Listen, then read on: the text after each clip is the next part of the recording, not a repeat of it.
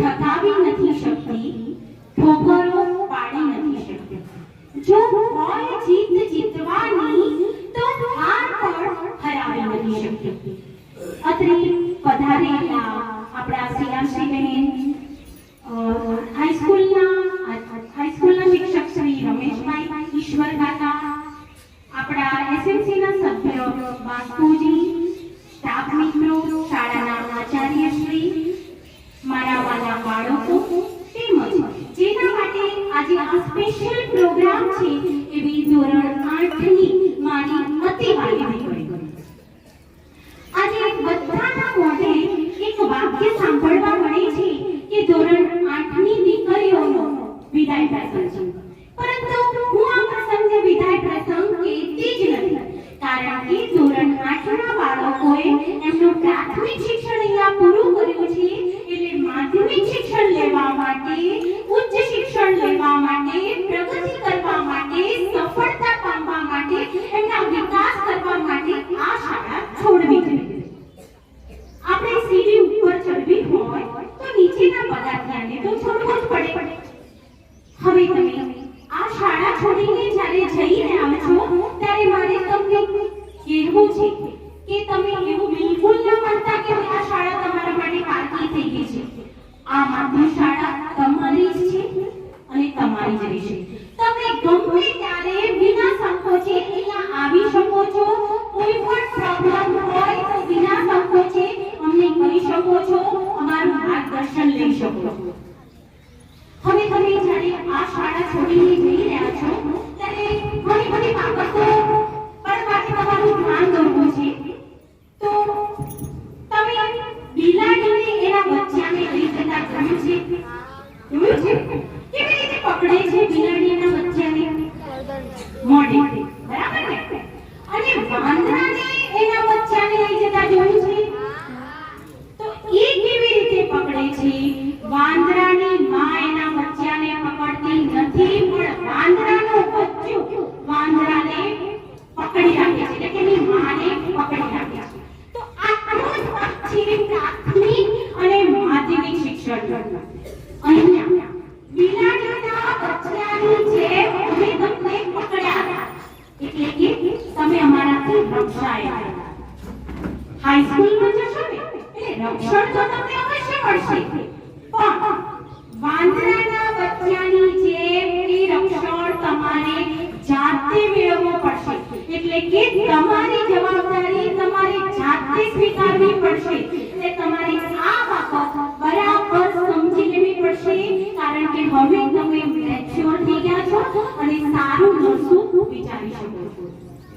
બીજી પણ મારે એક વાત તમને કહેવી છે કે તમે 5 વર્ષના થયા એટલે શાળામાં આવ્યા, ત્યારે શાળામાં મળ્યો તમને શબ્દ. શાળામાં શિક્ષકને મળ્યો, શિક્ષકનો પણ શબ્દ. શિક્ષકે તમને શિક્ષણ આપ્યું, શિક્ષણનો પણ શબ્દ. શિક્ષણ આપણને શિસ્ત આપ્યું, શિસ્તનો પણ શબ્દ. શિક્ષણ આપણને સંયમ શીખવે, સંયમ એટલે પોતાની જાત પરનો કાબુ, એનો પણ શબ્દ. શિક્ષણ આપણને સહનશીલતા શીખવે, એનો પણ શબ્દ. શિક્ષણ આપણને સદ્ગુણ આપે, એનો શબ્દ. અને શિક્ષણ આપણને સંસ્કાર આપે, એનો પણ શબ્દ.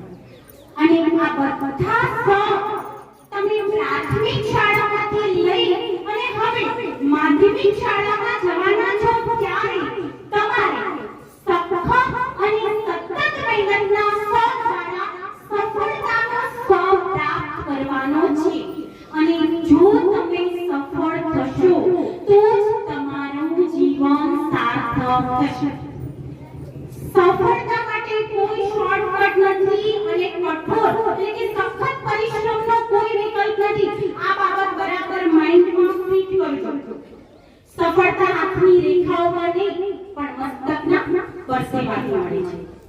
સફળતા માટેની એક જ માસ્ટર કી છે કે બીજી બધી જ ફાલતુ વસ્તુઓ પરથી ધ્યાન હટાવી સખત અને સતત મહેનત પર અડગ રહો, તો જ તમને સફળતા મળશે. અરે તમે જે પણ મહાન વ્યક્તિઓ થઈ ગયા છે ને એમના જીવન ચરિત્ર વાંચો ને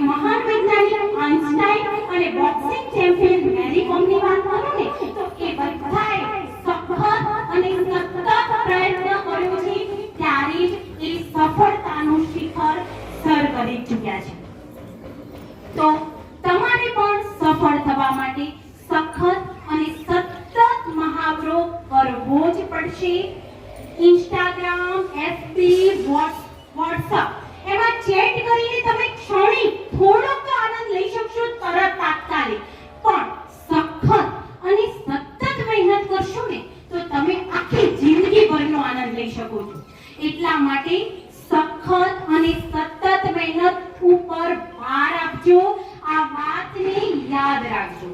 હવે ધોરણ 8 ના હું વર્ગ શિક્ષક છું અને ધોરણ 8 ની હું વર્ગ શિક્ષક રહી છું. એટલે 3 વર્ષથી આ દીકરીઓ સાથે મને વધારે રહેવાનો મોકો મળ્યો છે, વધારે સમય એમની સાથે ગાળવાનો મોકો મળ્યો છે, એમને ઓળખવાનો મોકો મળ્યો છે. અને વધારામાં કહું તો છેલ્લા 8 મહિનાથી હું NMMS ના કોચિંગ ક્લાસ કરાવતી, ત્યારે ધોરણ 8 ની દીકરીઓ સાથે 1 કલાક વધારે સમય પસાર કરવાનો મને મોકો મળ્યો છે. ત્યારે મેં એમને ખૂબ જાણ્યા છે, ખૂબ ઓળખ્યા છે. જ્યારે હું NMMS નું કોચિંગ કરાવતી હતી ત્યારે GPSC લેવલના હાર્ડમાં હાર્ડ ક્વેશ્ચન જ્યારે આવતા ને ત્યારે આમાંની જે મારી ધોરણ 8 ની દીકરીઓ છે એમાંની થોડી મોટાભાગની દીકરીઓ તો એટલી સ્પીડમાં જવાબ આપી દેતી હતી ને તો મને ખુદને નવાઈ લાગતું હતું કે મારા કરતા પણ આ લોકો ખૂબ ઝડપથી જવાબ આપે છે. એટલે એમનો IQ પાવર જે છે ને એ ખૂબ તેજ છે. આ ક્ષમતા મેં એમનામાં જોઈ છે. એટલે આજે હું ભારપૂર્વક કહું છું કે મારી આ દીકરીઓમાંથી જો કેટલીક દીકરીઓ તો નક્કી ભવિષ્યના અધિકારી બનશે જ, એ નક્કી છે. પણ જો એ સખત અને સતત મહેનતને વળગી રહેશે તો. બીજી ઘણી બધી દીકરીઓ છે કે જે હોશિયાર છે, તો એમને પણ મારે આજે એક વાત કહેવી છે કે તમારે સેલ્ફ ડિપેન્ડન્ટ એટલે કે આત્મનિર્ભર બનવાનું છે. સખત અને સતત મહેનત દ્વારા તમારે આત્મનિર્ભર બનવાનું છે.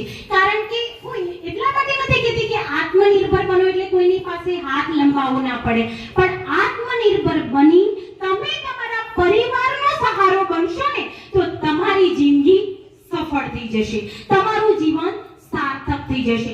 એટલે કોઈ પણ આડી અવળી ફાલતુ બાબતો ભૂલી જાઓ અને સખત અને સતત મહેનત દ્વારા તમારું ભવિષ્ય ઉજ્જવળ બનાવો. તો મારી આ દીકરીઓ સેલ્ફ ડિપેન્ડન્ટ બને, ભવિષ્ય